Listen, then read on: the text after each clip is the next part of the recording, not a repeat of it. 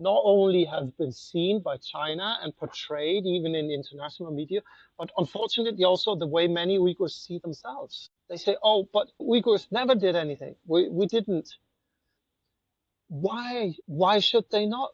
And if they did, if they resisted, if they tried to free their own homeland, if they tried to push back against forced assimilation, if they resisted in various different ways, why should that not be okay? Why should they only be recognized as supportable, as human, as people who deserve their own place and self-rule and who deserve to be treated according to human rights if they behave and play the perfect victims? None of us are perfect victims.